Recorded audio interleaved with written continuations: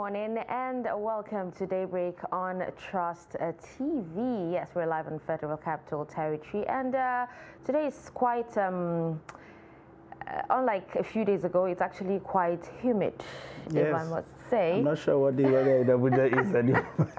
It's quite wake up with different things every day. Exactly. Good morning. Thank you so much for joining us. I'm Dasha and Husseina Usman, and good morning, Sunday. I am Sunday Michael Ogu.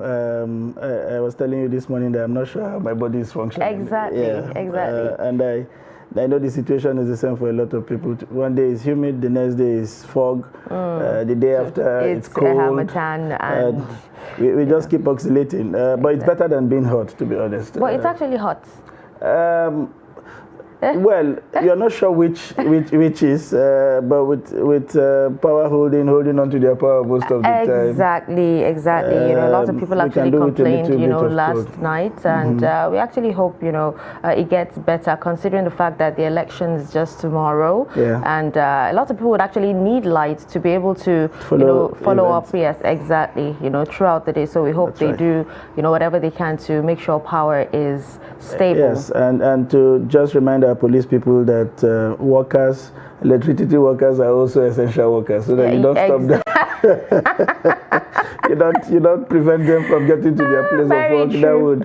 That would spill to everybody eventually if they are not able to make it. But I feel that though. Everywhere seems calm. We hope that this way situation would extend till tomorrow. Yeah, and it also seems like a lot of businesses closed yesterday because coming out today there are very few cars out and all that. Yeah, people are already in the mood, to be honest, and going by the numbers of PVCs collected ahead of this election, it shows that there seems to be a very high interest in the election. So people are preparing themselves for whatever tomorrow is going to bring forth.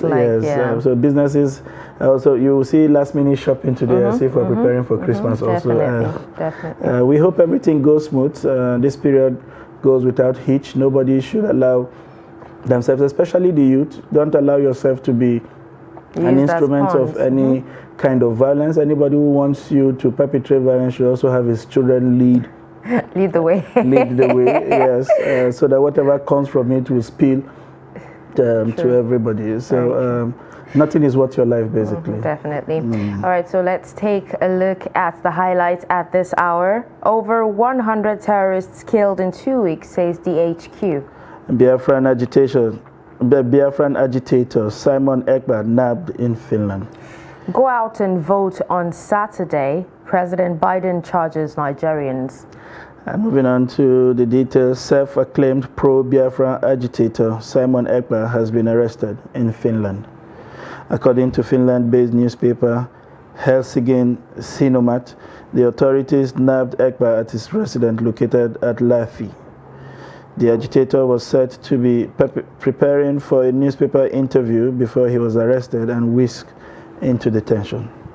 In a manner similar to that of Nnamdi Kanu, leader of the proscribed indigenous people of Biafra, Ekpa has been inciting violence in Nigeria from his base in Finland.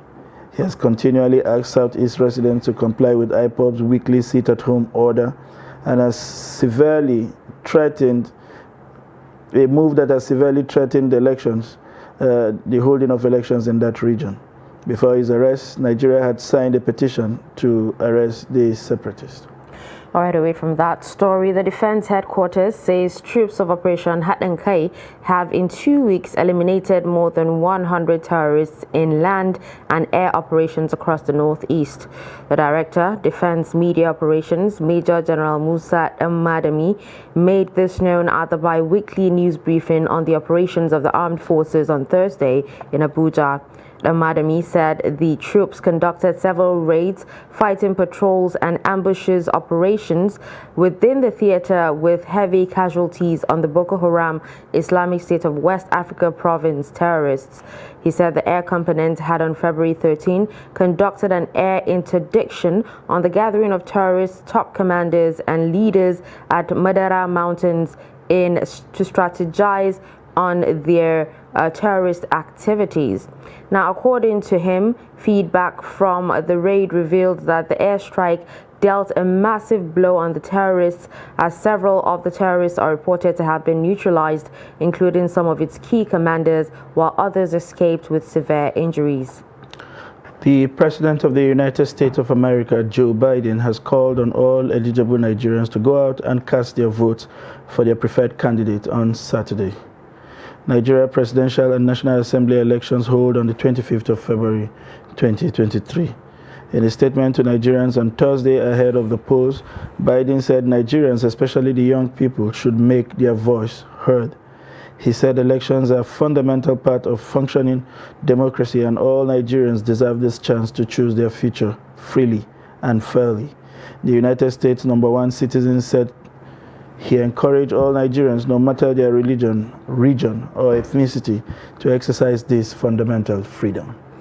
All right, with that, we're done with highlights at this hour, and we will move on to more stories right about now. The federal government says it is not in breach of the Supreme Court's order restraining it from enforcing the February 10 deadline for the withdrawal of 1,500 and 200 naira notes. The Attorney General of the Federation and Minister of Justice, Abubakar Malami, addressed the issue on Thursday while briefing newsmen at State House, Abuja. Now, ahead of Saturday's presidential and National Assembly elections, the Minister of Justice pointed out that the present administration had exercised the political will to enhance democratic practice through legislative, political, and administrative interventions. Kehinde Amodu reports. A lot of analysts have been emboldened to speculate that the ruling All Progressives Congress is imploding in light of the economic hardships and the controversies that have arisen from the implementation of the Naira redesign policy.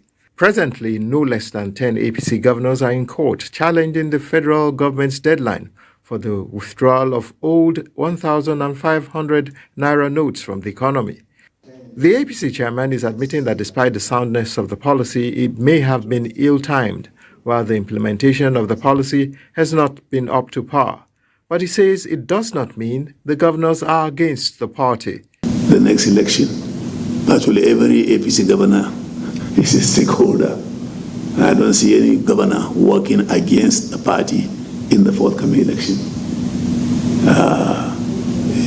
Quite a number of these governors got carried away by the pressure from the citizenry towards the people that they govern. And there's nothing wrong in a leader identifying himself with the problem of his people. The APC national chairman is confident about the chances of his party in the elections, in spite of statistics which seem to indicate that young voters form a larger percentage of registered voters and could spring a surprise in the polls. I don't know which of the three classes you will see the assertion that because 75% of the youth registered to vote and because they have identified, I don't know where they look at the identification statistics, they identify with a particular party, a particular candidate. I wish APC good luck in the election. And I want to assure you that we will beat the party you have it in mind. Well, isn't the party concerned that the violence in the southeast could impede elections in the region? My appeal is that they should try to see reason. They should try to see reason. There's nothing wrong in the agitation. It's self-determination. It's allowed. It's given their freedom. But where this involves the life of people, killings, maiming, destruction of property, committing arson, burning properties and what have you, I don't have stomach for it. A few days to the elections, the APC is sounding confident about its chances in the 2023 elections. And in just a matter of time, it will be evident if its confidence was well placed. From the federal capital, Kehinde Amodu, Trust TV News. And we apologize for that mix-up in the report. We will bring you the correct report in the course of this bulletin. With just 24 hours to the general election, INEC facilities across Benue State have become a beehive of activities as stakeholders work around the clock to ensure a smooth exercise. Jimmy Azande, who has been monitoring activities in Makurdi, the Benue State capital, reports that all is now set for the polls. Stakeholders gathered here include civil society organizations, INEC ad hoc staff, among whom are supervising presiding officers and presiding officers. They are being sent to different locations across the state. They say they are ready for the election as INEC is also prepared for the polls on Saturday, the 25th of February. I'm here this morning to collect our tags as certified observers from the state. INEC will call it domestic observers. That's to just set us ready against Saturday. And well, from INEC side, you even hear INEC themselves crying over the lack of cash to help facilitate some of the logistics. But I think they're also on top of the game. We're just waiting to see. From the civil society, we're ready to observe that the elections go on well. On their side, we see them moving up and down. Not so much tension, but I hope they're also working towards. But even on that, the challenges of cash and fuel scarcity are still issues to worry about, as many will have to travel far from the state headquarters to the hinterlands for their duties. I was a facilitator just 1 week ago with INEC, and I'm a supervisory presiding officer. I think the process has been smooth to an extent. Yes, identification of names and knowing exactly where you are deployed has been easy. I think INEC is very prepared for the elections. But with the training we're giving us, being perfect, the use of beavers. There has been movement of logistics from the state headquarters to various local government areas, an indication that all is set for the poll. This was earlier boosted by the signing of the peace accord by presidential candidates to guarantee a hitch-free exercise. All right, the newly deployed Commissioner of Police in Kaduna State, Sunday Babaji, says over 16,000 police personnel will be deployed in the state to ensure a hitch-free election. Now, the Commissioner stated this while briefing newsmen on the level of preparation ahead of Saturday's election. The report. The Commissioner also said personnel of other sister agencies will also be deployed to complement the police effort in ensuring a violence-free election in the state. Sunday Babaji said an operational order has been drawn while electoral guidelines have been issued to all officers and men of the command on the role they are expected to play before, during, and after the polls. Kaduna State Police Command is well prepared. An operation order has been drawn, distributing the jobs to all the area commanders, all the tactical commanders, all the officers and men, including sister security agencies. They are all briefed, they have been lectured, they have been trained, and an electoral guideline has been issued to all the officers and men on the roles expected of them during, before, during, and after the election. The Commissioner therefore cautioned the electorate to desist from presenting any party identification, vote buying, as well as any other electoral offense, warning that anyone caught will be prosecuted. The Kaduna State Police Command is deploying over 16,000 police officers for this election. Yes, during the polling unit, it is very, very clear. Electoral offenses are very clear.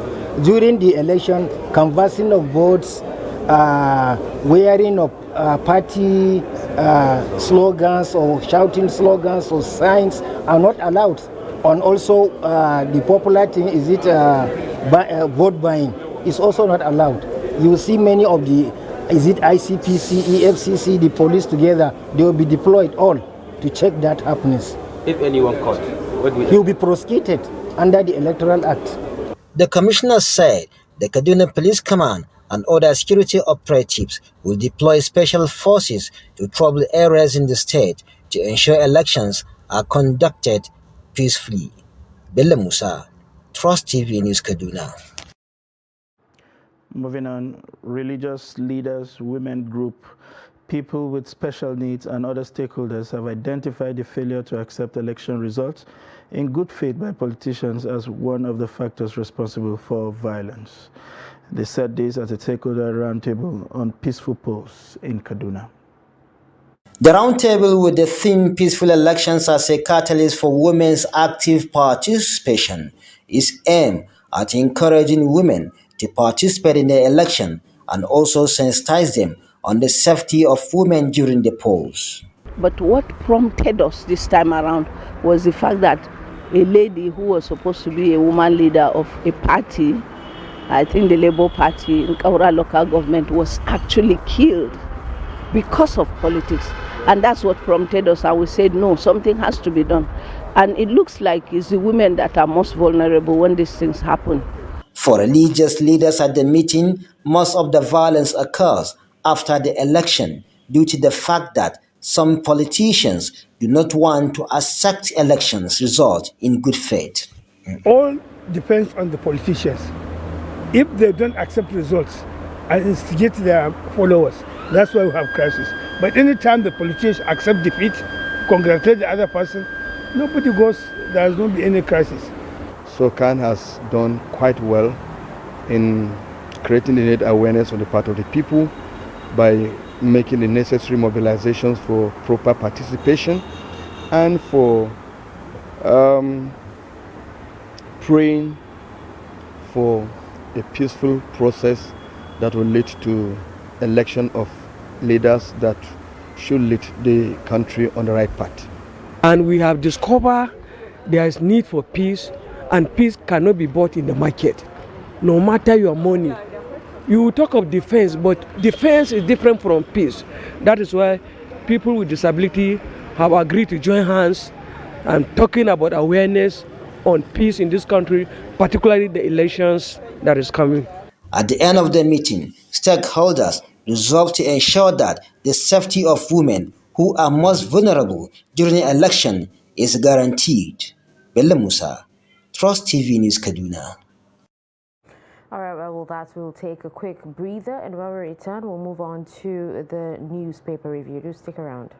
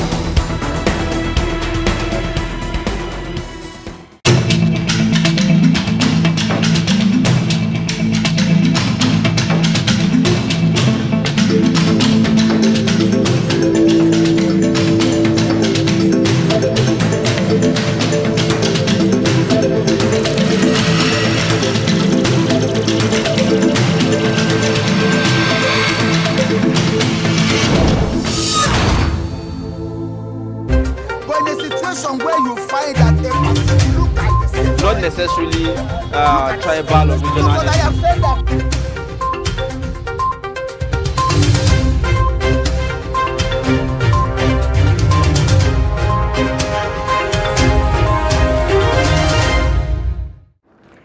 All right, so welcome back and thank you for staying with us. It's time for the newspaper review. Now let's take a look at what the front page of the dailies today is actually saying. We'll begin with Daily Trust newspaper, and we have the lead story here that says 24 hours to go.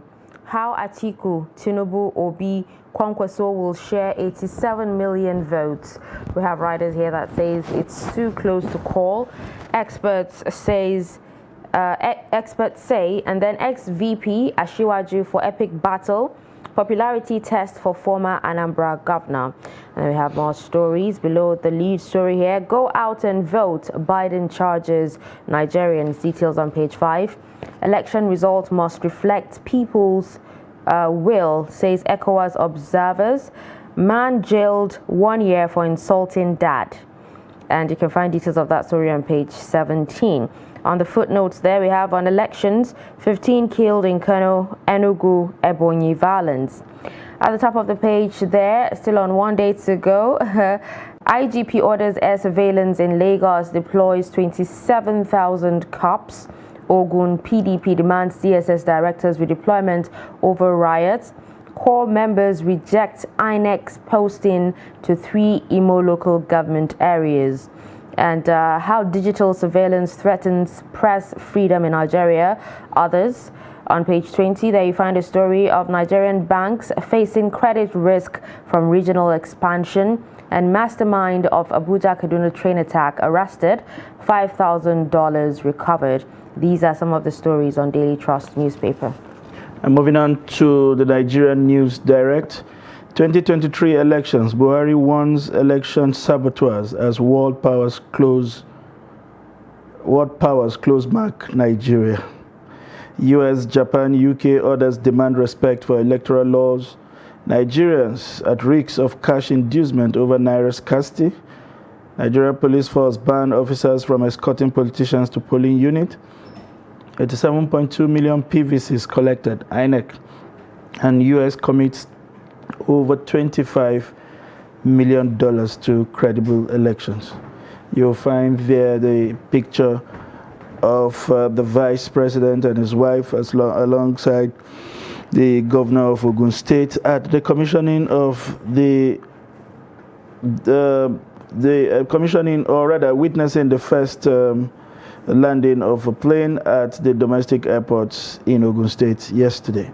We also have other stories above the nameplates. Polls, Oni warns youth against violence as political court groups attack residents. Ogun, Agro Cargo Airport record made in flight. And youth in Lagos declare support for Tinubu.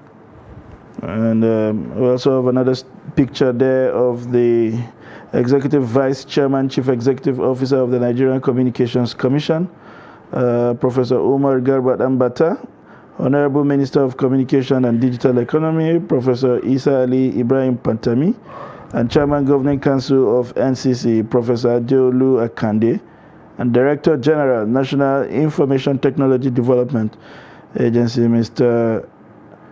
Kashifu Abdullahi, at the inauguration of the committee for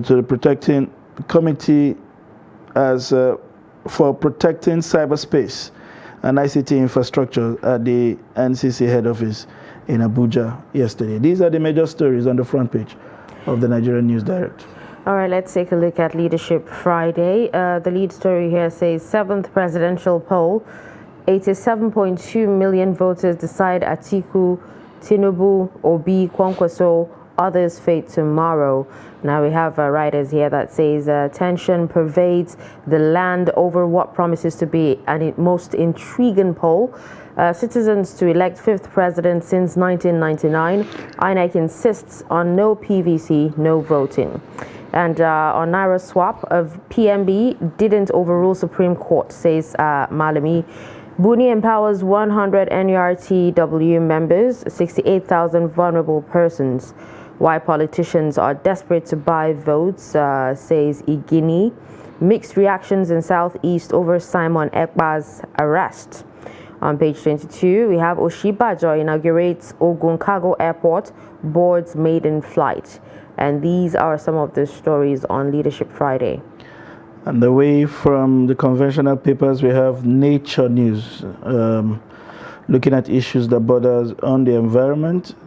But in the major story here still dwells somewhat with politics. Nigeria holds general elections. New president will lead climate change campaign. And there you have pictures of the front runners, Rabiu Kwankwaso, Atiku Abubakar, Peter Obi, and Asiwaju Bola Ahmed Tinubu. 25 million Nigerians may suffer food crisis by August 2023. That is according to the FAO. You find that story on page 5. African leaders to step up routine immunization.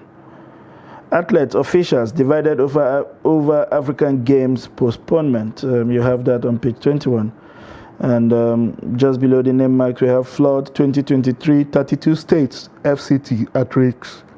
This is coming from the federal government. And King Charles to co-write children's climate change book. FG begins dredging of Asa River to avert flooding in Kwara. And Nigeria needs foreign partnership to mitigate climate effects. And this is coming from the minister. These are the major stories on the front page of Nature News. All right, let's move on to the Punch newspaper. From the top of the page, on polls, be careful or be peaceful, I beg your pardon. Biden urges Nigerians. Now 87.2 million PVCs collected. Lagos, Kano, Kaduna top list. We also have beside the nameplates there, alleged crime. How Finnish police grilled released pro-Biafran agitator Ekpa. The lead story here says pre-election violence. Military, others begin raids on hoodlums' hideouts. 4 killed, 63 arrested, weapons recovered as thugs attack Kano NNPP supporters. Enugu PDP reps candidate, Imo APC, Labour Party chairman attacked, driver burned to death. We also have a federal government shortlist firms to audit NIPOST assets. Lagos motorists groan over multiple levies, and this is on page 4. And these are some of the stories you can find on the Punch newspaper. We'll move on to the Nation newspaper this morning. Polls, all eyes on Tinubu, Atiku. Can Kwankwaso Obi spring a surprise? The paper is asking that this morning. And we have why Obi can't win by 36 LP state chairman. Adamawa LP governorship candidate defects to APC. And to other stories, Ogun Agro Cargo Airport records made in flight. Electoral processes kick off with hitches. Mix-up in media accreditation. And INEC considers shift of Enugu East senatorial polls. LP candidate, 5 others killed. These are the major stories on the front page of the Nation newspaper. All right, let's quickly take a look at the Guardian newspaper. On Nigeria decides, which is the big story. Borders shut. INEC upbeat. Buhari in Daura as 87.2 million vote. We have writers that says Lagos, Kano lead in PVC collected. INEC clears air on alleged preloaded beavers. Abide by peace accord. Biden tells Tinubu, Atiku or be others. UN diplomatic community laud signing of peace pact. Meta to activate mechanism to fight fake news. NCC says ignore fraudulent messages of network shutdown. Situation room to NCC. Nigerians will hold you responsible if BVAS fails. MTN explains Telkom's network freeze during elections.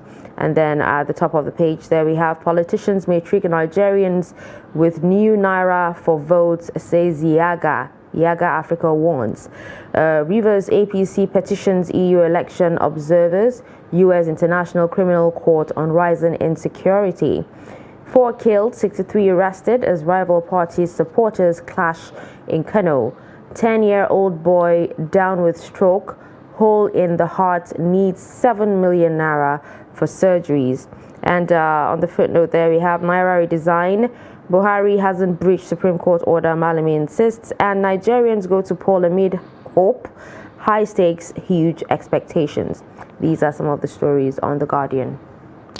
Moving on to this day newspaper, 87.2 million voters to decide a presidential race too close to call.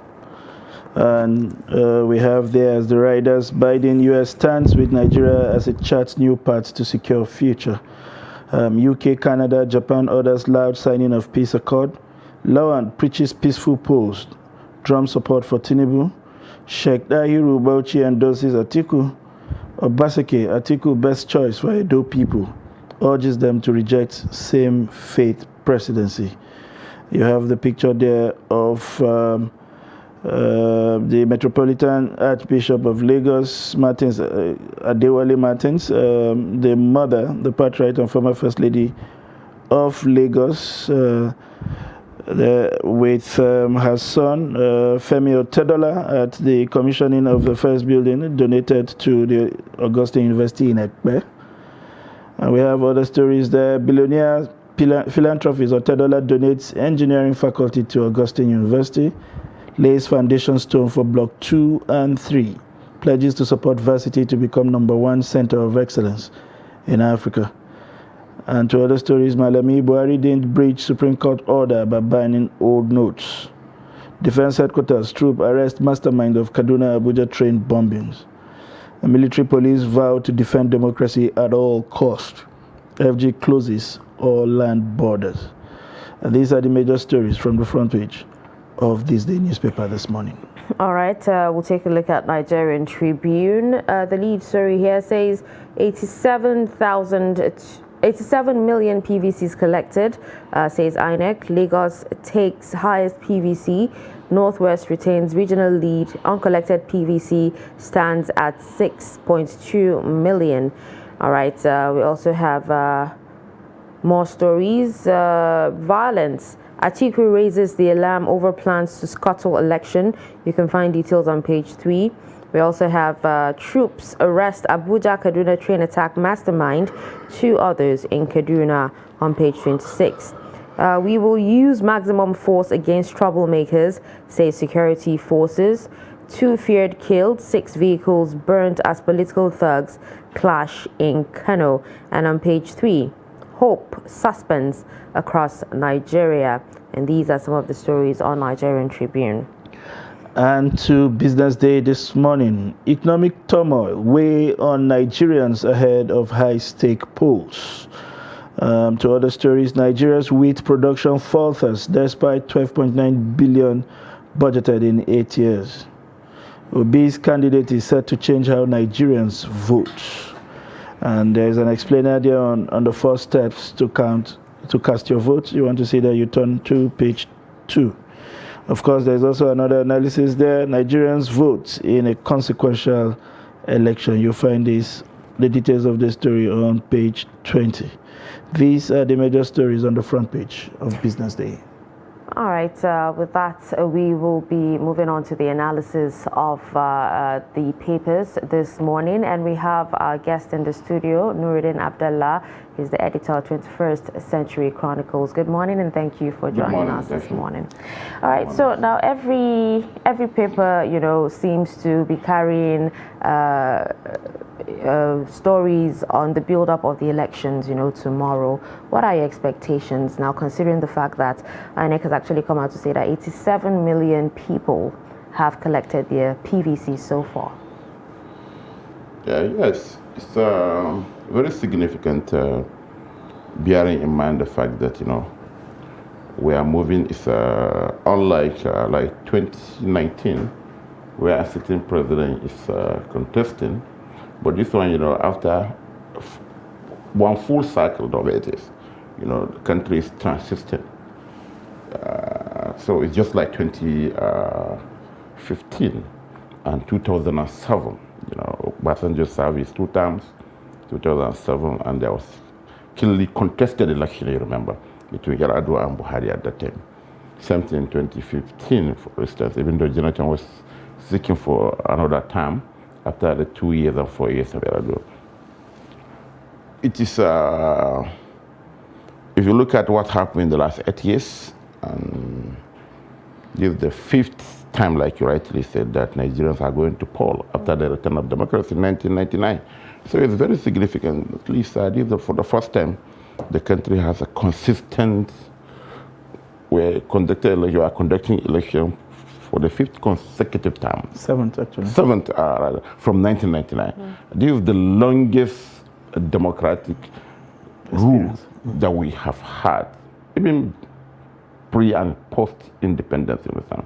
So it's very significant, and Nigerians now understand democracy, you understand, and they want to exercise their civic responsibility, because those who were not, if you look at it by 1999, now 24 years. So from 2019, so many people born after we returned to democracy are now up voting age. And that explains the high number of youthful voters. And with social media, and there is now more civic engagement. Nigerians are more concerned about who represent them at whatever level, at the state level. We're talking about the state assemblies, governors, national assembly, and even the president. So you can see this number 87, and unlike in the past, we have had more numbers than this. But it is at that time where the voter register was replete with names of Michael Jackson, Nelson Mandela, and what if you. But you believe this is real, you understand? The voter register has been cleaned. So we are not talking about some foreigners who had been deceased. We're talking about real voters. But what remains to be seen is whether the same number, or maybe if half of it will come and vote. If you look at the history of political apathy, the disappointment, people come out straight vote, but after 4 years or 8 years, the expectations are not made. So they believe, what is the essence of even voting? You understand? So it's very significant, particularly in the political history of Nigerians, as many young Nigerians want to participate. Those who didn't vote in 2019 are now trying to vote. You understand that? Because they have come of age. With social media, people want to be engaged. Yes, sir. Okay. Interesting perspective. So a lot of interest around this election. I was listening to quite a number of analysts, and they were able to point to a number of factors. Now it appears about 4 of the regions have their own sons, vying in for the coveted office, which perhaps may be responsible for that interest. But what I want us to talk about is what appears to also be a lot of interest from the international community. Barely 48 hours ago, we saw Blinken, the Secretary of State, speaking to Nigerians directly. We saw the UK Foreign Minister and several other interests. 24 hours to the election, Biden is also speaking to Nigeria. How significant is this election to warrant the president of one of the strongest nations of the world, directly speaking to Nigerians to go out and vote? Like most of the newspapers say, it's a high-stake election. So the international committee cannot just look the other way. We are 218 million. So they are interested in what happens here, particularly in terms of the peaceful conduct of the election, as well as the credible and transparent conduct of the elections. You understand? They are urging us, they are urging the authorities, we're talking about more importantly the INEC and security agencies, to ensure that the votes count. You understand? Because God forbid, if there is any problem. The West African sub-region, how much is the population? How much is the population of our immediate neighbor, Niger Republic, particularly from the north? You understand. So if there is a problem, the entire sub-region, the entire continent will be affected. So that's the more reason why they are making this call, because they don't want to have one of the biggest humanitarian crises their own hands. And again, the credibility of the outcome. Nigeria is a leading nation, particularly in the sub-region and Africa as well. So they want Nigerians to have the president they want. You understand? Not an imposition, and like the president is doing presently now, you know, he is ensuring that all the processes leading to the election are transparent, credible, and fair. So we hope that the actual conduct will equally be that credible. And so whoever, there are 4 major candidates, whoever Nigerians decide to vote for, it is their own business. Talking about that, before we move away from the whole talk around elections, we have seen early disturbing signs of violence. 15 killed in Kano, Enugu, and Ebonyi. I mean, we saw the senator from the Labour Party returning from campaign himself as a PA. And then yesterday it was clashes between the NNPP supporters and only God knows who. And we saw a number of vehicles burnt and all of that. Is this worrying for you, given that we have less than 24 hours to this exercise? Yes, the murder of the Senate candidate in the Southeast, you know, is not something new per se. If you look at the security ecosystem of the sub-region, I think more than a year ago, you know, the unknown gunmen, the IPOP, and whatever, because they succeeded in gunning him down. There are various attempts before him. You remember Senator Ifan Yuba? That's right. Another, CNPP chairman. Yeah, exactly. So that of the Southeast, you know, has been on the horizon for some time. So, but we thought and hope that the security agencies should be able to nip this thing in the bud and allow the Southeasterners to exercise their civic responsibility. But in the case of Kano, you know, there are actually flashpoints. I think that's what many newspapers did not pay attention to. Kano is one. Oyo is one. You understand? Because if you look at the political tension, you look at the gladiators, they are all up in arms, trying to wrestle power from one to the. So that of Kano actually, and I hope the security agencies, you know, are doing much, because, you know, we have the Konkosia people, the NNPP, you know, we have the ruling party in the state who are trying to ensure that they maintain status quo, you know. And then there are maybe PDP, which is not, but largely, if you look at what happened yesterday, despite it being, I think it's the fault of the security agencies. They banned these political rallies and procession. But what happened yesterday? One of the major, who is a presidential candidate, he said that no, he is not doing rally. He is returning home. But from the incidents that happened, did it appear like the police were being neutral? Because the NNPP, as we understand, had written to the Commissioner of Police that they would have a rally. And then all of a sudden, the ruling party then wrote to them to say they would also have a rally.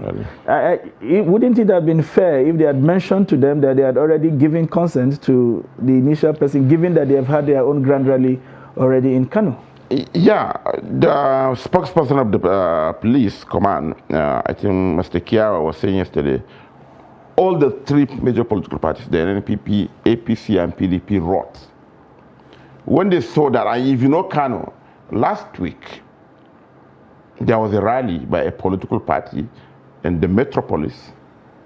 The rally was hijacked. Thugs brandishing all manner of local weapons were on rampage. Even crossing into people's homes, snatching all what they They could get. They could. So according to the police, they say no, they should stop all the rallies.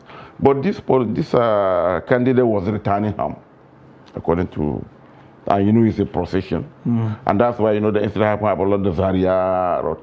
So the issue is this.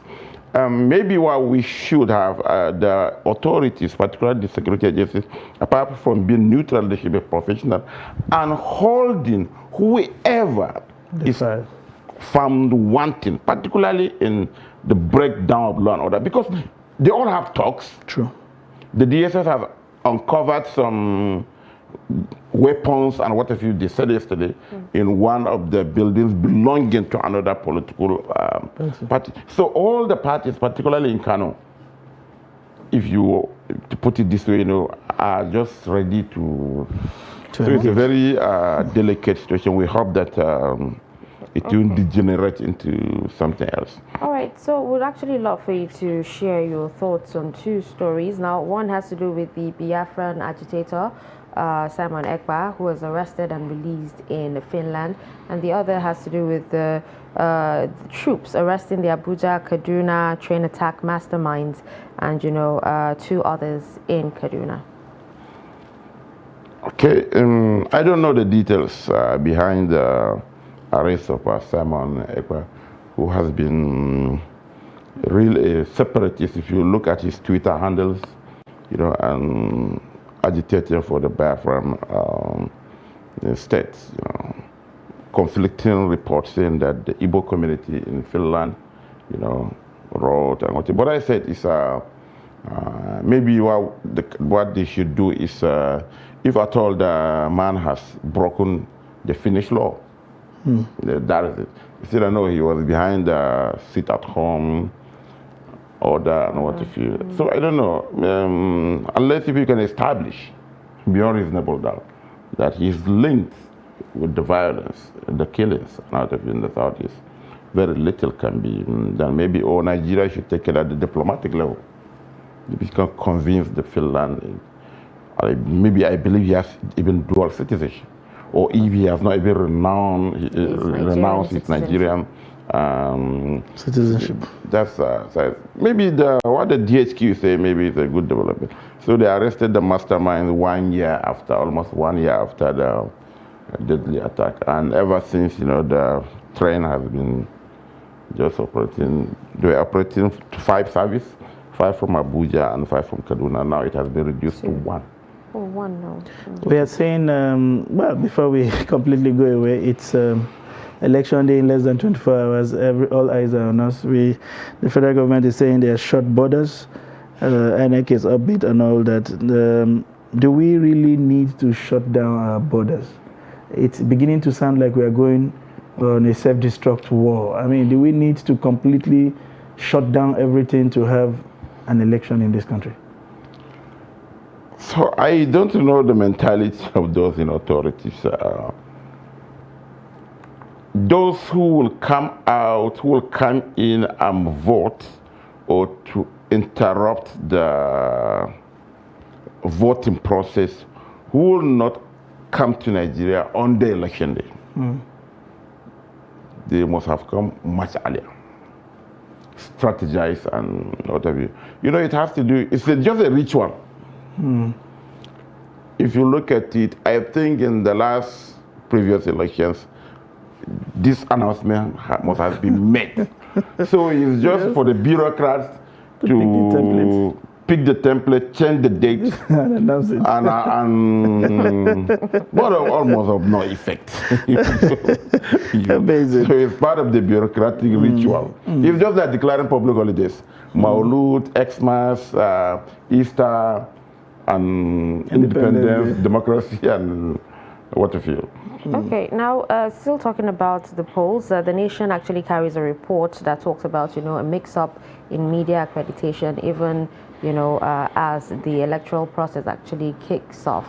Now, it also talks about INEC considering shift of Enugu East senatorial poll. Now, should people be worried about these particular mix-ups, especially when it comes to having a free and fair election? Yes, I think there are the normal hitches They expect it. I think it's not something that we should lose sleep over. They are shifting only one senatorial election out of 109. You get me? So it's not something we should lose sleep over. And again, the media accreditation, maybe it has to do with the bureaucratic, INEC is being run by civil servants, and the tension, particularly this time around. But aside, maybe journalists are now complaining as well, because they are part of the stakeholders. But aside that, INEC has done fantastically well so far. And we can apparently see they are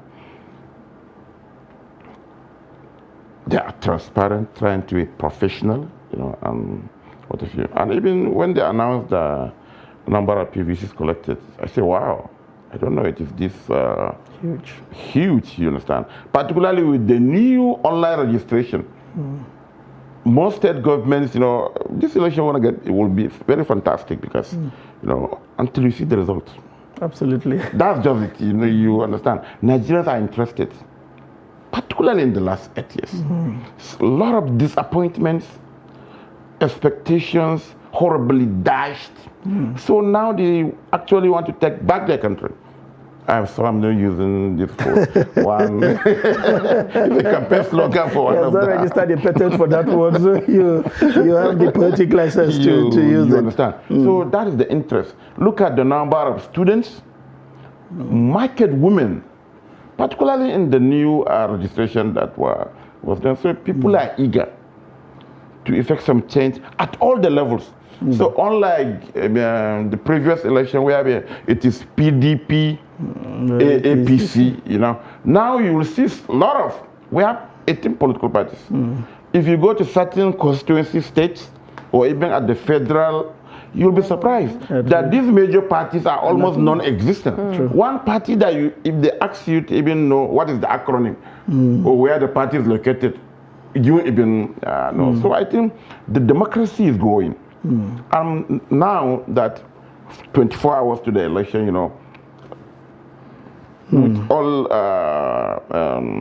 responsibility, 15 people, according to reports, were killed. Compare it to last election.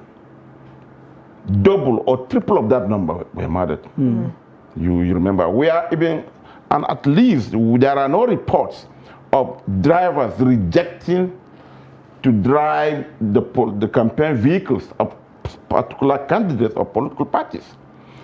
Apart from that of Kano, I think in the last 1 week, there are no reports of mass attack on a political structure or party.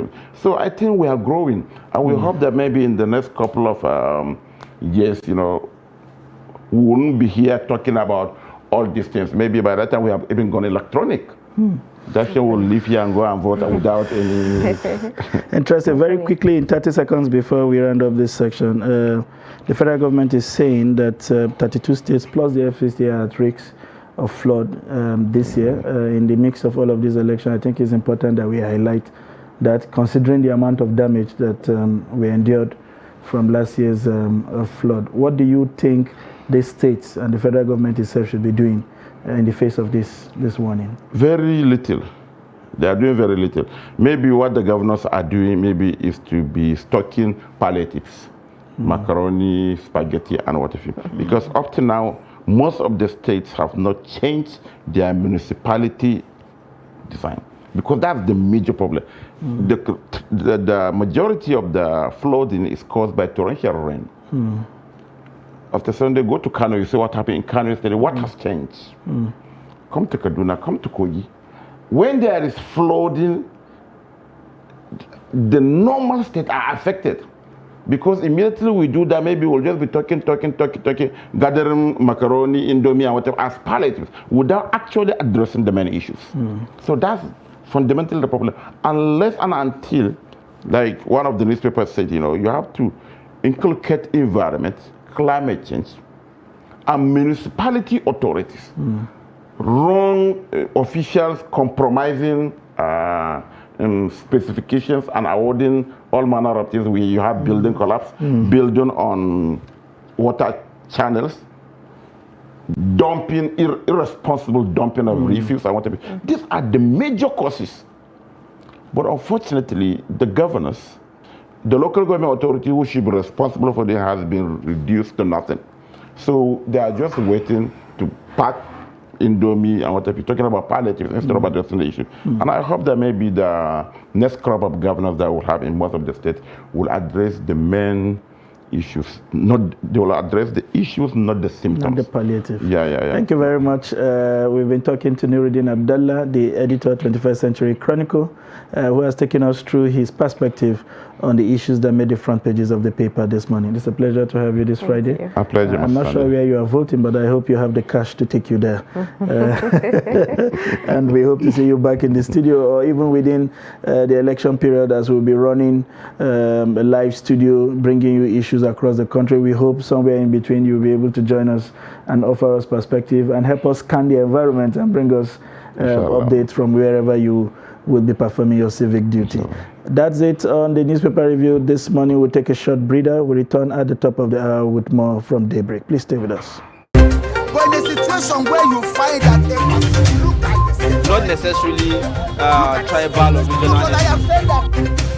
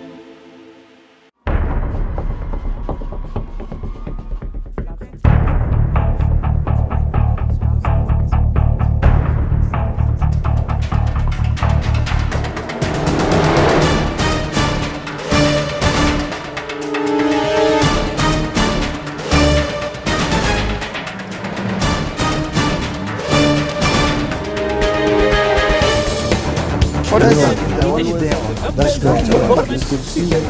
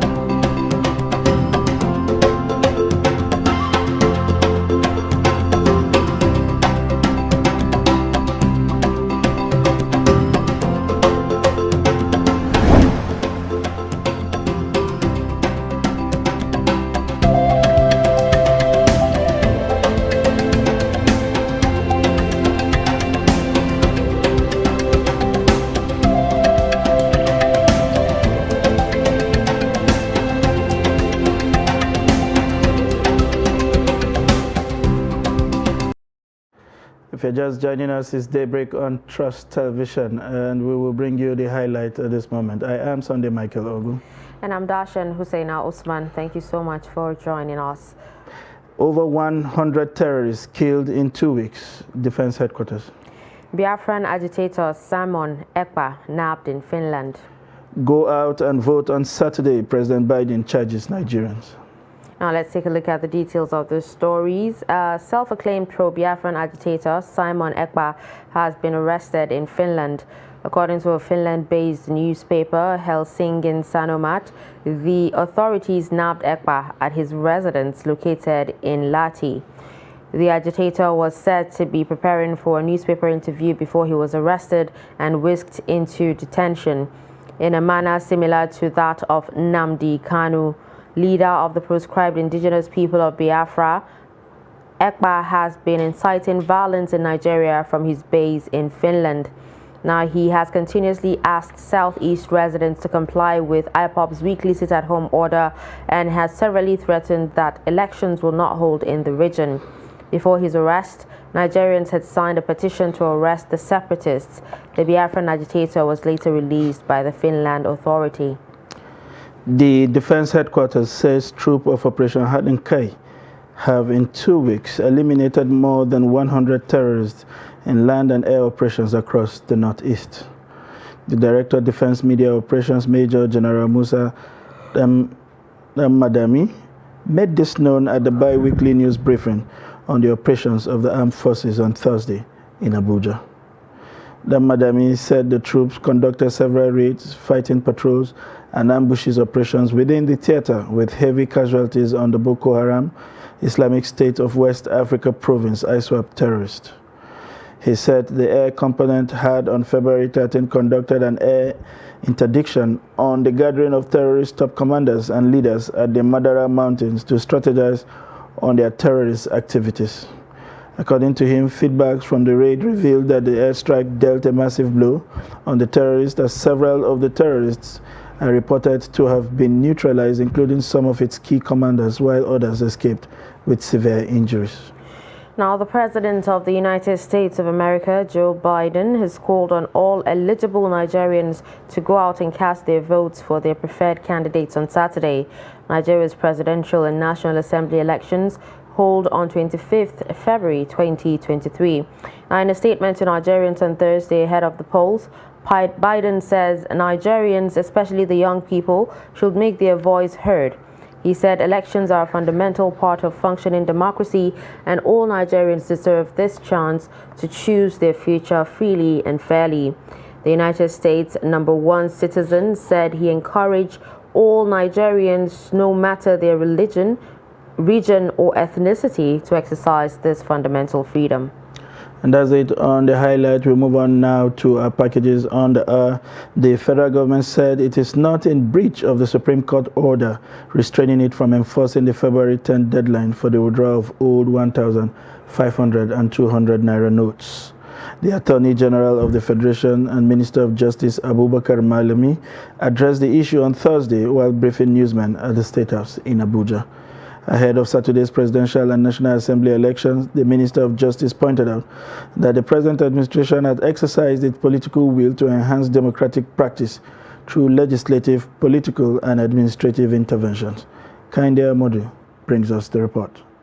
A 7-member panel of the Supreme Court had ordered the suspension of the Naira swap deadlines and directed the continued use of old notes following a request by 3 state governors. However, in a broadcast, the president only restored the validity of the old 200 naira notes, maintaining that the old 500 and 1,000 naira notes had ceased to be valid. The broadcast had raised questions about the powers of the president to partially obey the Supreme Court's injunction. The Attorney General of the Federation is, however, insistent that the president did not breach the Supreme Court's injunction. The fact remains that this matter is sub judice, as you rightly know. Is being contested before the Supreme Court, and when an order is made, you have multiple options within the context of the rule of law. 1, you are entitled as a matter of right, if the facts and evidence support your position, to apply for setting it aside. The position of the law, legal jurisprudence is clear. once you are attacking, and then seeking for a setting aside of an existing order of the court, you cannot be said to be operating in breach. Along this line of argument, some state governors and individuals are being investigated for alleged treasonable utterances over the currency swap. Noting the certain undertones of treason in some of the utterances, the AGF is stressing that investigation cannot be ruled out. These issues are usually issues that are issues of process. So you cannot rule out the possibility of investigation, but the responsibility of investigation and doing the needful arising from the weight and assessment of the implications of the statements and utterances is the responsibility of security agencies, and I believe they are doing the needful in that respect. Meanwhile, the Minister of Justice says the Electoral Act 2022, signed by President Buhari in May last year, has laid the groundwork for free, fair, and credible elections. I believe, and certainly so, that you will agree with me that what we had in 1999, what we had in 2003, 2007, 11, and 15 is certainly different from what we have in terms of the quality of our electioneering processes. So we have been evolving, we will keep revolving, and we will keep attaining. As the elections swoop in, the Attorney General of the Federation is explaining that the rationale behind some of government's recent policies is to enable citizens to assume collective ownership of the electoral system, rather than allowing a few money bags to take charge. From State House Abuja, Kehinde Amodu, Trust TV News.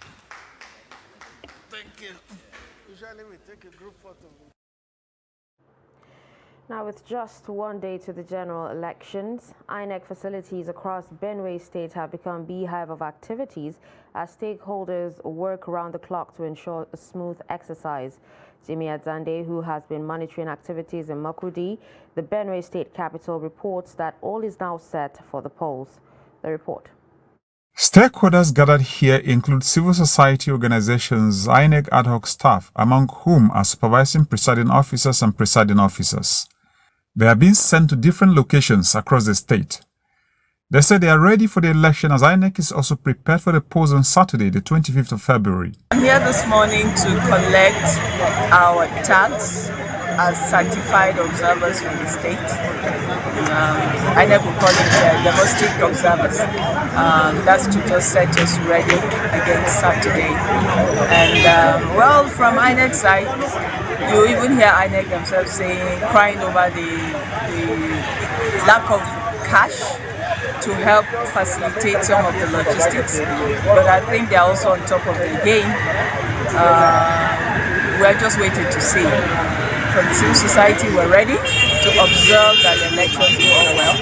On their side, we see them moving up and down. Not so much tension, but I hope they're also working towards it. But even on that, the challenges of cash and fuel scarcity are still issues to worry about, as many will have to travel far from the state headquarters to the hinterlands for their duties. I was a facilitator just 1 week ago with INEC, and I'm a supervisory presiding officer. I think the process has been smooth to an extent. Yes, identification of names and knowing exactly where you are deployed has been easy. For presiding officer, one, I think INEC is very prepared for the elections. But with the training we're giving us, being perfect, the use of beavers. There has been movement of logistics from the state headquarters to various local government areas, an indication that all is set for the poll. This was earlier boosted by the signing of the peace accord by presidential candidates to guarantee a hitch-free exercise. And moving on, the newly deployed Commissioner of Police in Kaduna State, Sunday Babaji, said over 16,000 police personnel will be deployed in the state to ensure a hitch-free elections. The commissioner stated this while briefing newsmen on the level of preparedness ahead of Saturday's election. The report. The commissioner also said personnel of other sister agencies will also be deployed to complement the police effort in ensuring a violence-free election in the state. Sunday Babaji said an operational order has been drawn while electoral guidelines have been issued to all officers and men of the command on the role they are expected to play before, during, and after the polls. Kaduna State Police Command is well prepared. An operation order has been drawn, distributing the jobs to all the area commanders, all the tactical commanders, all the officers and men, including sister security agencies. They are all briefed, they have been lectured, they have been trained, and an electoral guideline has been issued to all the officers and men on the roles expected of them during, before, during, and after the election. The commissioner therefore cautioned the electorate to desist from presenting any party identification, vote buying, as well as any other electoral offense, warning that anyone caught will be prosecuted. The Kaduna State Police Command is deploying over 16,000 police officers for this election. Yes, during the polling unit, it is very, very clear. Electoral offenses are very clear. During the election, canvassing of votes, wearing of party slogans or shouting slogans or signs are not allowed. And also, the popular thing is vote buying is also not allowed. You will see many of the, ICPC, EFCC, the police together, they will be deployed all to check that happiness. If anyone caught, what will he will be prosecuted under the Electoral Act. The commissioner said the Kaduna Police Command and other security operatives will deploy special forces to trouble areas in the state to ensure elections are conducted peacefully. Bello Musa, Trust TV News, Kaduna. All right, with this, we'll take a quick break, and when we return, the show continues.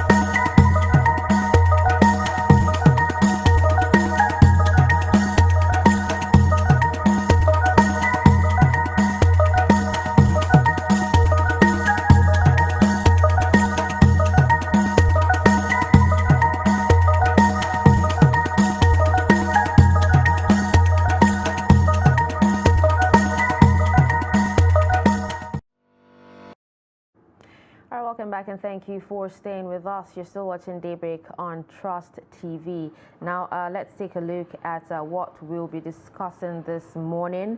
In every election, voter and civic education are necessary to ensure that all constituents, men and women alike, understand their rights, their political system, the contests they are being asked to decide, and how and where to vote.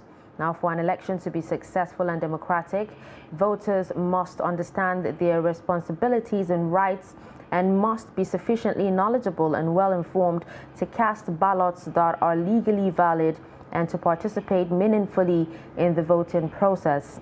Now, as Nigerians head to the polls tomorrow, we look at the basic things required for voters to exercise their civic rights.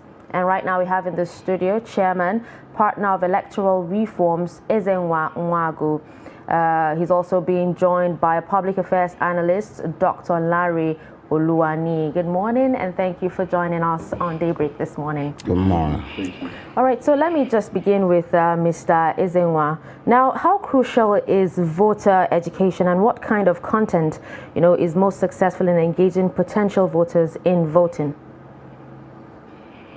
Well, I think first the assumption is that voters need to be educated. I think there is that assumption, and so we've always kicked into a ritual in terms of every time that election comes, we draw up programs that we say are targeted at.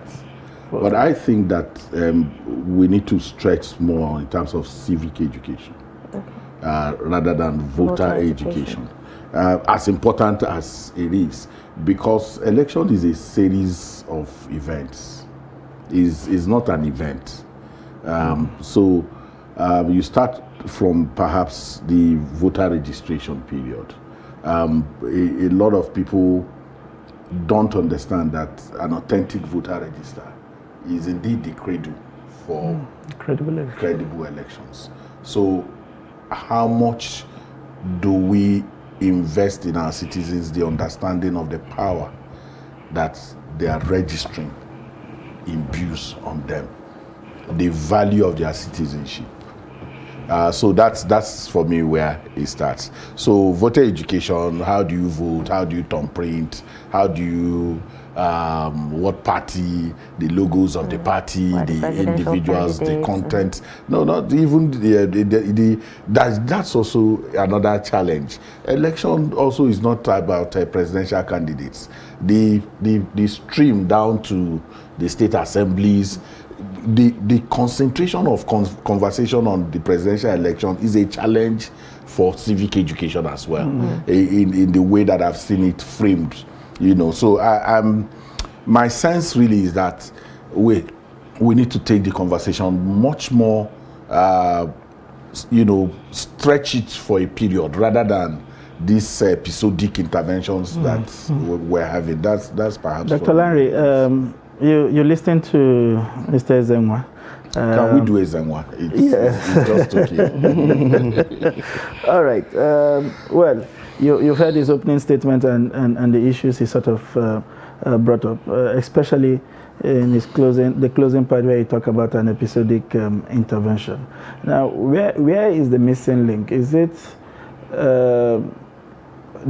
INEC, not appropriating what should be the priority, or the political parties themselves?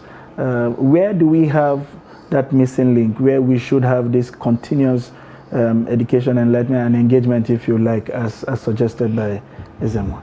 No, thank you very much. Yeah, I really appreciate that thought. And it's very simple. The missing link is just the Ministry of Education. That's the truth. This we have, by now, we're supposed to change our curriculum to the extent whereby by the time you are in primary 6 at worst, you're supposed to have understanding of who you are, what does our nation stand for, and also age. In fact, by the time you get to 16, 17, you're already eager. You are already preparing that, oh, mommy, daddy, I will be 18 by next week, I'll go and do my registration. There's not something that election is coming the next 4 years before you open registration portal. You're supposed to register the day you become 18 years old as a citizen of this country. So, and it's done, not the work of INEC per se. It's supposed to enter into our curriculum. Like what they say, like civil education. So they take you from primary, secondary, you hear the same thing. SS1, SS2, you are hearing the same thing. By the time you are clocking 18, you cannot wait any longer. So that is the missing link. So at the same time, we don't have a choice, but it's not too late. If the next National Assembly coming can work towards this, it will help us a lot. There will not be all this kind of rush all the time. And there will not be too much of attention. So majority of us will have been registered, have our PVC 2-3 years ago. So there will not be issue of rushing all the time. So I believe we are going there. But we cannot keep saying, this is where I have a little challenge, we cannot keep saying that we are a developing nation and we are not moving towards a developed system. Before Dashan comes on you, Ezenwa, Dr. Lanre raised some questions, and what immediately comes to my mind is the whole hassle to even get registered. I mean, if you say we should catch them young, then the process should be seamless. Do you even need to get some kind of special registrations to be part of this process? As we have in Nigeria, you take eternity to show up at these centers. It takes forever to get you captured because of either faulty machines or networks not being available, or some staff absconding from duty posts. And then when that is done, to retrieve your cards becomes a problem. I went 3 times. That's in the FCT. I'm not sure what the experience of people are in other places. We ran several reports here where the INEC itself kept directing people from one point to the other. And then you go through all of that process before you come into actual voting. When in other places, once you have a social security number that identifies you, you basically show up in this booth, get identified, and cast your vote. So is there a problem, with this cumbersome process with regards to people even taking up, even those who are informed, taking up that civic duty? But you see, it's very interesting, and I'm excited that Dr. Lanre came from that perspective. Truth is, you see, for many things in our country, it's about power. It's just about investing power somewhere. If you unbundle the process, you remove power. Why should anybody, have to go through the kind of stress? Why? What is look, where in the world do you see that happen? Where?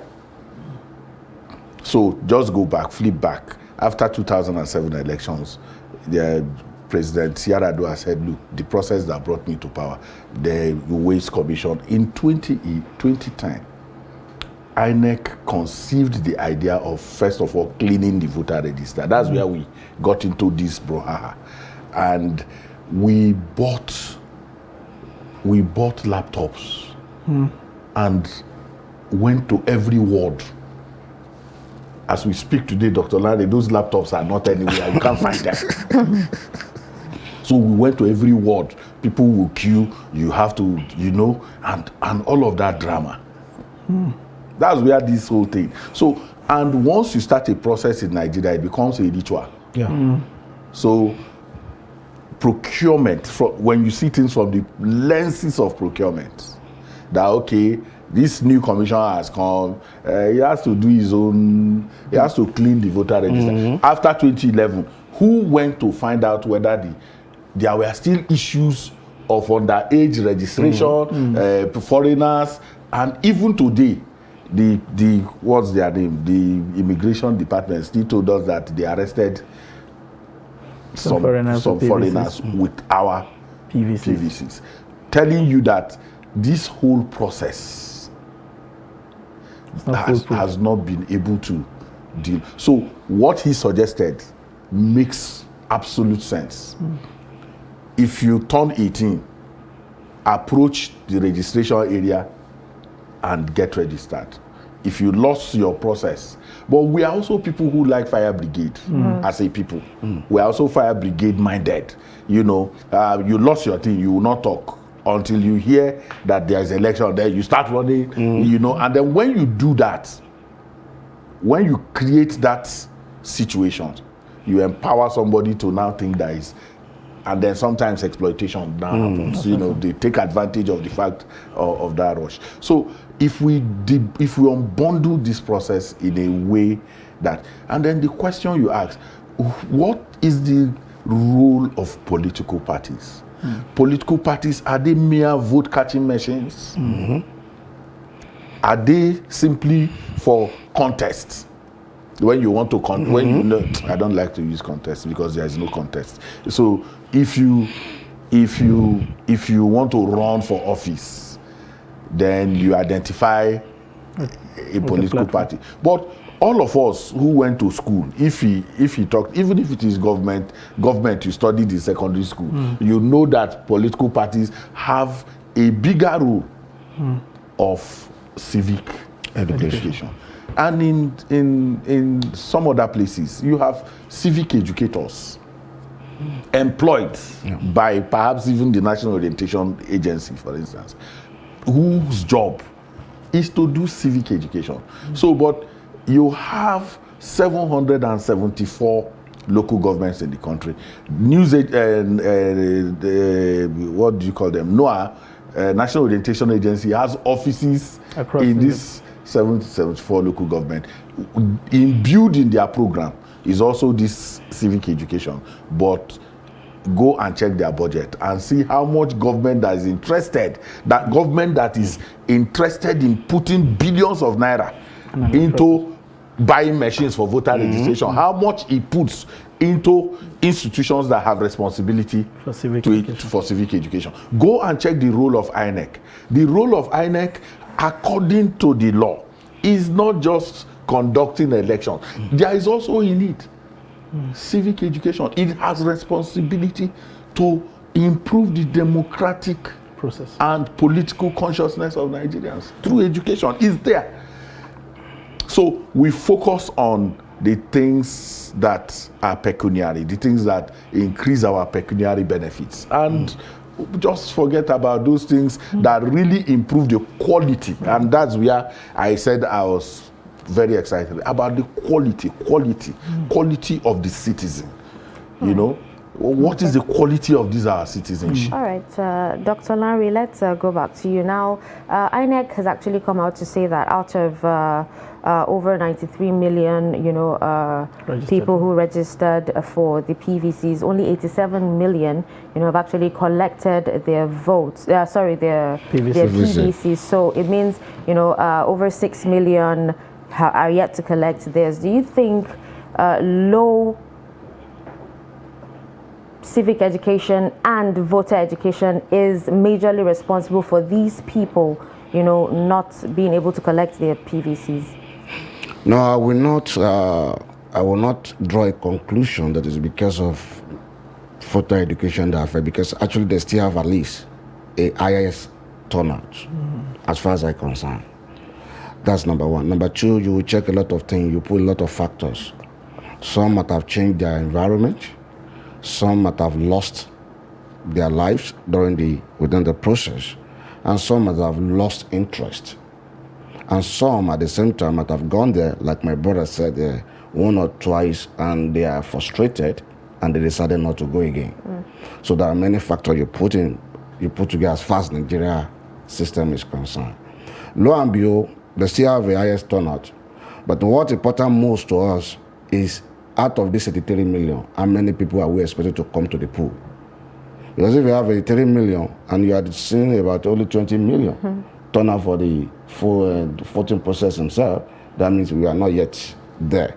So, by and large, there is still much to be done. We cannot, like my brother said, we need to move away from just playing to the gallery every time we have election. We need to institutionalize our election process. And the majority of the political party that he's talking about, they are not, to me, I'm sorry, I always said it, most of these political parties are not institutionalized. They are just there during election, campaign, win election, and go back to their sleep. Go and check most of all these their headquarters after the election, anything from next month or 2 months. It will be so dry. They will nearly come to work because they believe they don't have anything doing again. And this is the time that you're supposed to go back to the society. You're supposed to think of what to do, think of programs, but they won't. And nobody is holding them accountable. So I believe as time goes on, we'll still have a leader that will come to a level whereby we put all things, because most of all these things are affecting our economy. That's the truth. Like what you mentioned, we make mention of all those laptops. I'm also, it's affecting our economy because they are budgeting a lot of billions of naira for all these things every 4 years, which we don't need. Let me tell you, some of the material that they use this now, maybe like laptop, whatever, they won't use it in the next 4 years. They will budget another laptops. Most of the vehicle they budgeted for now, that they are using for one thing or the other now, come next 4 years again. Where are we going to develop? Where are we going? So it's not about, we should not turn election to an opportunity to become rich. It should be a normal thing that become part of us, and it will not be a stress something. You should just be stress-free. You wake up in your morning, you find out that today is election day, you just go back home. You are so confident about the system, and there is nothing about this thing, story up and down, this, we are doing. Excuse me, we just need to move forward. That's just it. I like this twist that Ezenwa and yourself seem to have brought out from this conversation, which is the economics of election. We would leave that for another day. Just like the economics of war. Yeah. But fundamentally, what do we need to do to improve this process? You said something that was striking earlier. You talked about this what appears to be an unhealthy focus on the presidential election. We have seen that even with citizen participation and issues around accountability. We only seem to be holding the federal government to account where there are brazen corruptions happening across the 36 states. Why have we built up that culture of ignoring what is supposed to be the closest government to us and concentrate? Is it a function of the structure of our federalism, or somehow we are giving up hope at the state and local government levels, as it were? Because, even for some of us who are residents in the big cities of Lagos, Abuja, we barely even know our representatives back home and all of that. They have also become the same thing. They are here. Abuja is beginning to feel like a ghost town because now they need people's vote. They have all returned to their constituency for another 2-3 weeks, and perhaps that will be the longest that they will stay for another 4 years. So where do we have this missing link, this seeming lack of interest, whatever it is, on whatever happens at the state and local government level? Thank you. I think people are afraid of what is close. Anything close. So it's better to talk about what is far. You get what I'm saying? Now, there is also manipulation. And sometimes there is also media, unfortunately. So if you are in Imo State and you're driving and you tune into the radio, 90% of the time they are not talking about the state. The radio station is not making the conversation is not talking about the state. When they are doing newspaper review, they are talking about, they take Daily Trust, they take other papers, and 90% of the time the headings are federal. So they talk federal.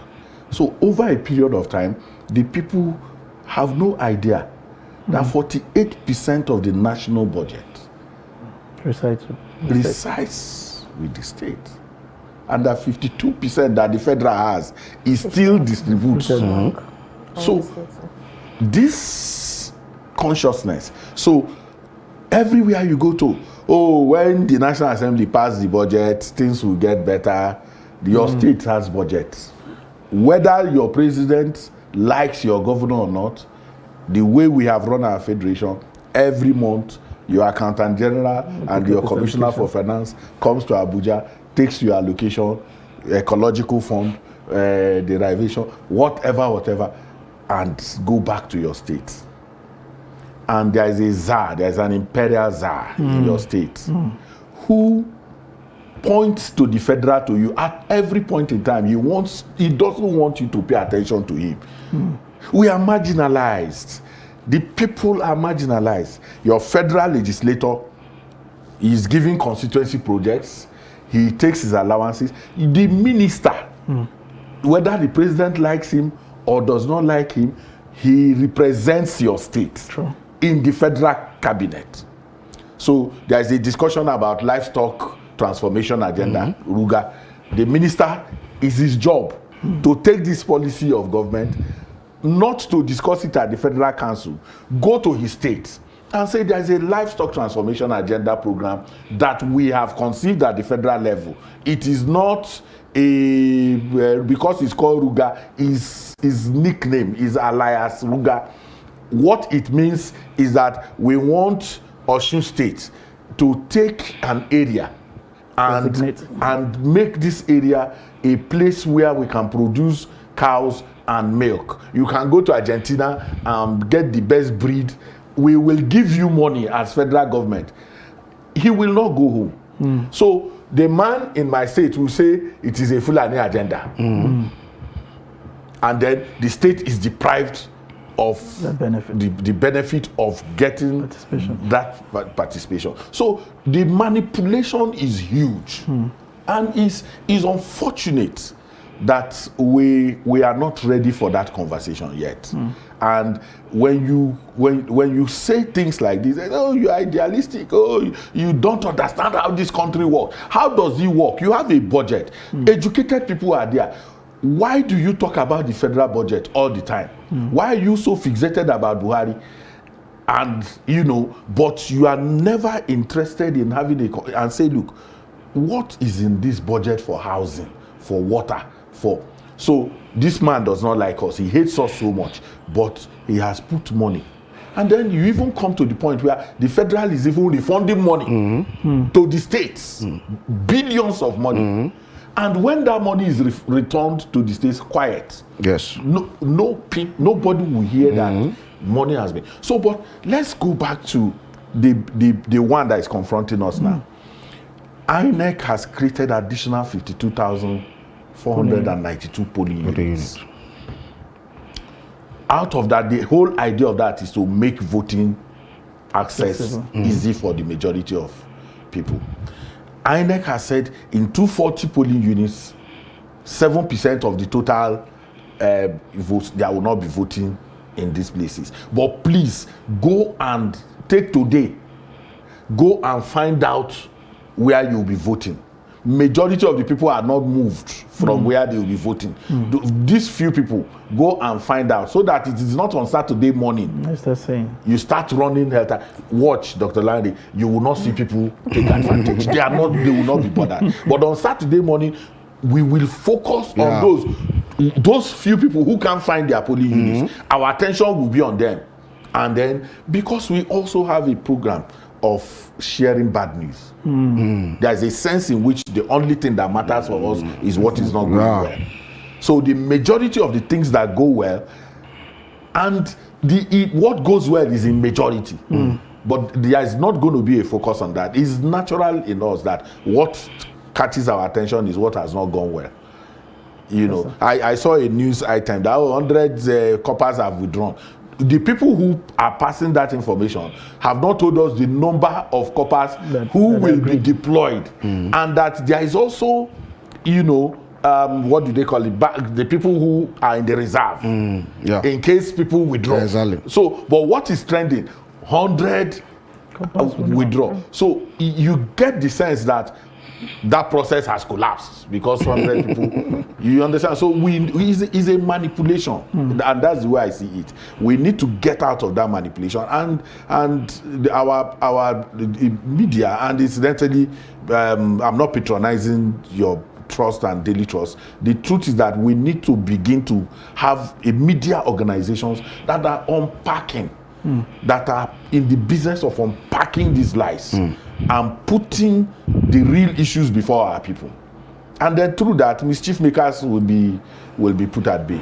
Okay, still on you, Mr. Ezenwa. Now, hearing you talk about Ruga actually got me thinking about communities that are prone to insecurity, and also, communities that are resistant to any form of change. Now, is it possible, for the environment in which the voters participate to outweigh any voter education campaign? See, the truth is that if you do an episodic intervention, you will not get good outcomes. And I think that's where I celebrate the point that he made. The determination to do something on a long haul breaks down the resistance. What do people want? Simple things. They want to have good life. I don't know anybody who wants to suffer. I've not seen anybody who says, I don't want good water. I don't want water. If public water runs. I know people want to educate their children.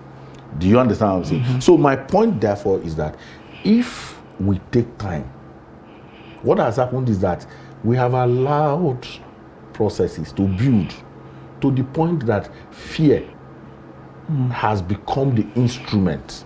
Fear has been weaponized in a way that it holds down even the capacity of people to think. So that is why you have NOA. How much are you putting in NOA? Go and check their budget. Their budget is what you can put in your back pocket. And that is supposed to be the most important institution for that kind of thing that you are talking about. How much do the traditional and moral institutions, in those communities where you talked about, their traditional institutions are respected. So what did you do with that traditional institution? Faith-based organization. No, that's the moral. Those are the. So what did you do with that traditional institution? You decimated that institution to the point where people who have no respect are traditional rulers. People who cannot command the respect of their people are the ones who you have installed as traditional rulers in most of our communities. It was going to be that if there is a quarrel over land, the reason why the traditional institution was respected was that the emir, the chief, can call you and say, what is the problem? You say, me and Larry, we are quarreling over this parcel of land. The emir can say, Larry, leave that land, come and take this one. Today, they don't have anything with which they can settle those kind of quarrels. So we are coming from somewhere. Who takes the time to look at where we are coming from? Why it was possible for the traditional institutions to deal with issues. But today, you don't respect them. You have put uneducated people. A community will have a retired permanent secretary.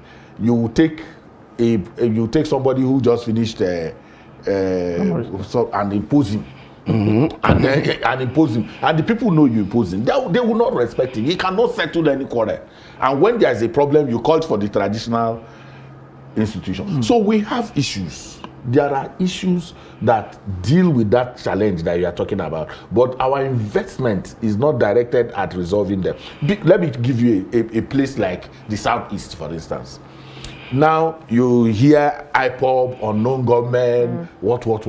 Let me tell you something. No ragtag army, quote me, no ragtag army can defeat the state.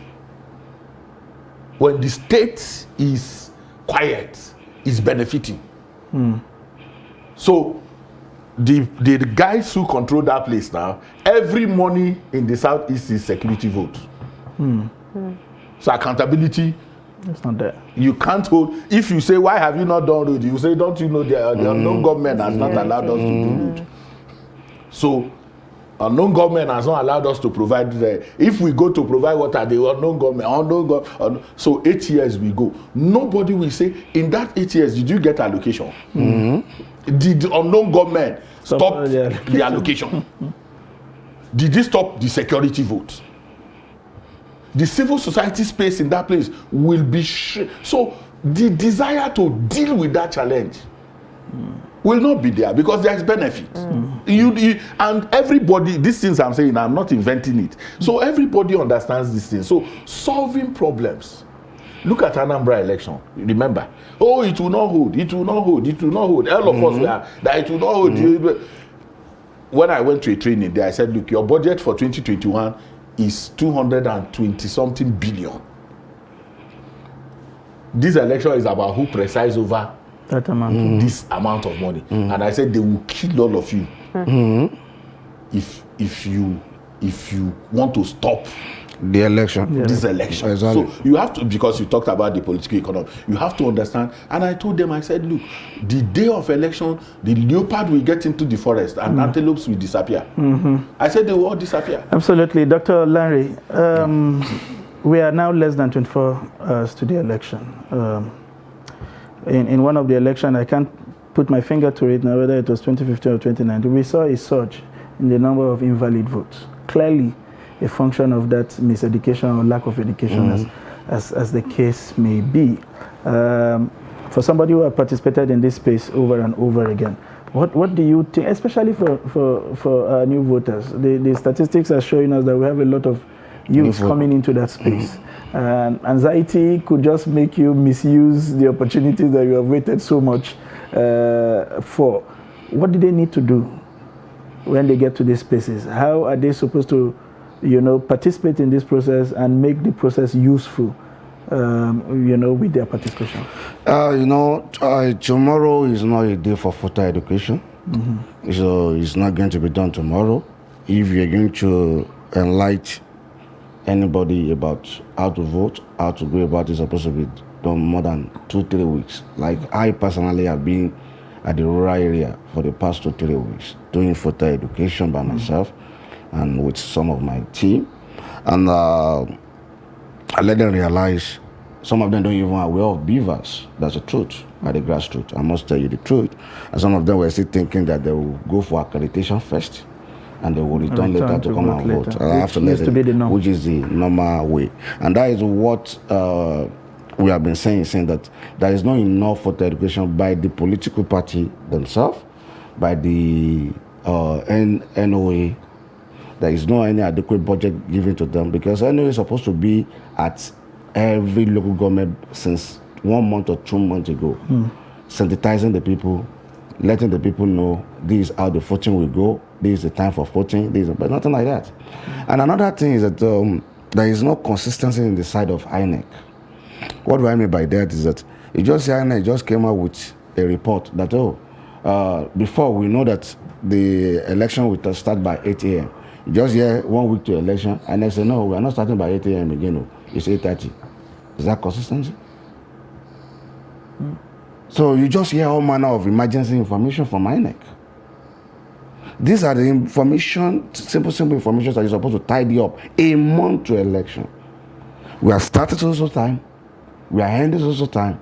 This is what we are doing. And I must also appreciate them before I forget, because my brother also mentioned it, about redeploying some people from one polling unit to another. They have been sending SMS to those people that they are redeploying. I have received a mail. Yeah, they have received the SMS. That because of congestion, I've been moved to another. You also receive a mail. Yeah. So some of them that don't have mail receive a SMS. So they show us at the voter education period. That's all we have received. When we mention it, they show it to us. We have received as a fine. So what you needed to do now is that go and get, but it cannot be far away from you. Be rest assured. Just go ahead and try and look for that new polling unit. And they are all aware of that. Unlike some people now, majority may not aware of it. They just get to the polling unit tomorrow, they start causing problem. Oh wow, I voted here last election. I was here last election. What happened? By the time you have started telling go this way, all these kind of things. So this is the work of INEC, this is the work of a political party, and this is the work of National Orientation Agency and other civil society organizations. So and the media as well. So because don't let me deceive you. One organ cannot develop a nation like ours. Even not only like ours. In any other society, they were all developed by the cooperation of all the civil society, all the necessary agency, and individual that they feel like I need to do this for my nation. But we don't see that. We don't see volunteer on the street. So we should not just be stereotyping all our discussion on INEC alone. We should talk, like my brother said, you should talk about media. Media are also causing a lot. I won't deceive you. They are not giving right. How many media organizations using their 5 seconds after a break, after a news hour to enlighten the public? You are expecting some people to come so that they can pay you, political party to pay you to do it. But they don't need to come and pay you for that. It's your civic right as a media organization to enlighten the people and to contribute your quota to the national development. Thank you very much, Dr. Larry. I'm sure we are doing just that at Trust TV. Mr. Ezengwa, you had asked me not to use the Mr. Your last thoughts in another 45 to 1 minute on your charge to voters, especially the young population, what to do, how to conduct themselves, so that at the end of the day, we have a result that we can all be proud of as a nation. A voter has no other responsibility than to vote. Go there, vote, conduct yourself peacefully, and then if you leave the vested interest for the politicians, they are the ones who have vested interest in outcomes. So if you as a voter make sure that you do not succumb to manipulation, inducement, ensure that it's your choice, that this choice is entirely your choice, that it is not because you have been induced or you have been manipulated. The PVC, I've said that all over the place. The PVC is superior to your ATM card. You can have 5 ATM cards. You can only have, no matter who you, in fact, the richer you are, you can have 20 cards. But whether you are rich or you're poor, you have one PVC. If you are found with more than one, you can get a room in a correctional center. So the equality that PVC brings shows you the power in it. That the president of this country, as powerful as he is, he cannot have more than one PVC. Because if it was power and wealth, they will collect it and be giving it to us. This thing that equalizes all of us, understand that the power that it gives to you and use it to make a choice. I don't like to use right or wrong choice because God is the only one who knows right or wrong. Make sure that you vote your own reality. If your own reality should determine how you vote. Thank you. And that for me is the way it should be. What a perfect way to end this conversation. Make sure you vote your reality, and your reality should determine who you vote. We've been talking to the chairman of Partners for Electoral Reforms, and he has shown very, very good grasp of the issue and has provided very enlightening perspective on the show this morning. As well as Dr. Larry, thank you very much for always being here. Thank you. We call you at very short notice and break into your program, but you always oblige us. Thank you. Thank you for all you do for the betterment of our society. And we hope together that we have a hitch-free, peaceful, and credible elections come tomorrow. That's the much we bring for you today, but we are not going away. There's going to be a live studio as we count down to what appears to be a very intriguing election with, as one of the papers said, too close to call. This is the much we can bring to you today. I am Sunday Michael Ogu. Please do well to catch up on all that you have missed on our social media platform, whether it is Facebook, YouTube, or Instagram. And we are here to bring you all of the best from around the country. And I'm Darshan Hussein Ausman. Thanks for watching.